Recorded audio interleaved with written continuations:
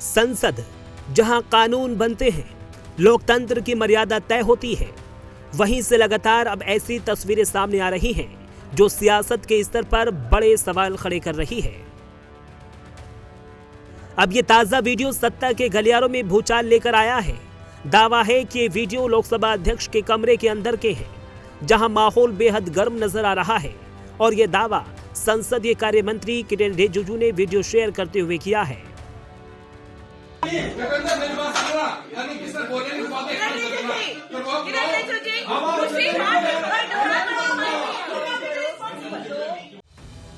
किरेन रिजिजू ने इस वीडियो में 4 फरवरी को लोकसभा स्पीकर के चैम्बर में हंगामे का जिक्र किया है। रिजिजू का दावा है कि विपक्षी सांसदों ने प्रियंका गांधी की मौजूदगी में गालियां दी।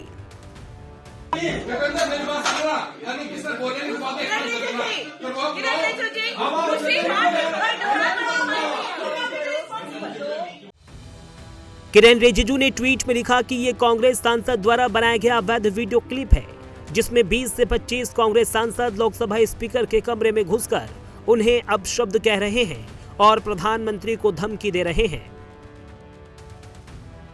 इस वीडियो में दिख रही हलचल, तीखी बहस और उग्र तेवर अब सीधे सीधे संसद की गरिमा पर बहस छिड़ चुकी है।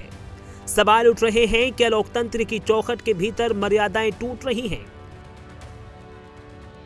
क्या राजनीतिक विरोध अब व्यक्तिगत टकराव में बदलता जा रहा है? इन्हीं सवालों के साथ अब आरोपों की बौछार शुरू हो गई है और सियासी पारा चढ़ गया है।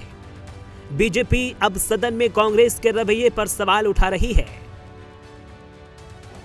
नेता प्रतिपक्ष राहुल गांधी जी का आचरण और असभ्य व्यवहार देखा।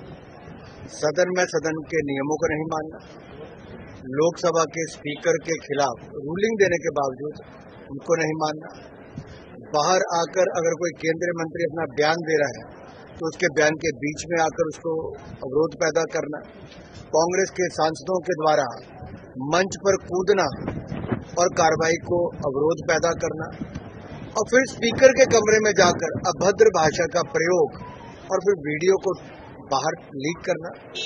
क्या यही संस्कार है कांग्रेस पार्टी के नेताओं के?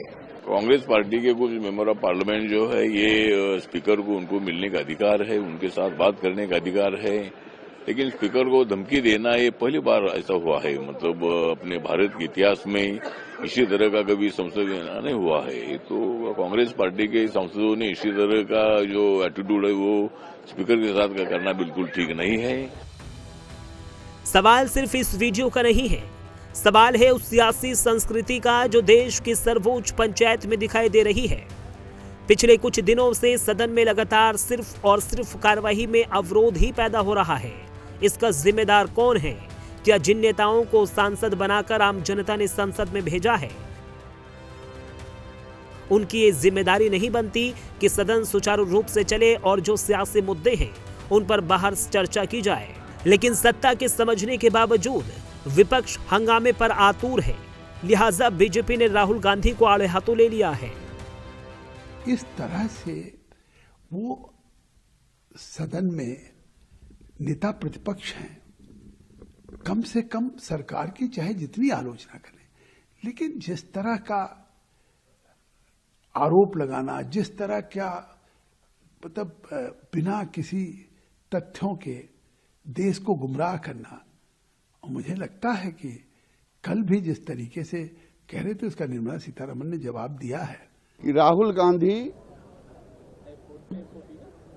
आपसे बड़ा झूठा देश में कोई नहीं होगा, आपसे बड़ा लुच्चा कोई नहीं देश में होगा। आप देश में किसानों में भ्रम फैलाना चाहते हो, आप देश में गृह युद्ध करवाना चाहते हो और झूठ भी बोलते हो उस सत्य के मंदिर में जाकर के लोकसभा में। मर्यादा को छोड़कर जिस तरीके से टिप्पणी करते हैं और बिना ऑथेंटिकेशन के, बिना उसको वैलिडेट किए हुए सिर्फ बोलने के लिए बातों को बोलना सदन के पटल पर, मैं मानता हूं वो एक गंभीर पद पर है और उनको अपने पद की गंभीरता को समझना जरूरी है। इतना ही नहीं, सियासत तब और गर्म हो गई जब राहुल गांधी से संसद के बाहर गुरुवार को मीडिया कर्मियों ने प्रिविलेज मोशन को लेकर सवाल पूछ लिया। दरअसल बीजेपी सांसद निशिकांत दुबे ने राहुल गांधी के खिलाफ प्रिविलेज मोशन लाने की बात कही थी, लेकिन बाद में खबरों में दावा किया गया कि ये नहीं लाया जाएगा। पर राहुल गांधी ने मीडिया इस सवाल का जो जवाब दिया, उसने सियासत तेज कर दी है।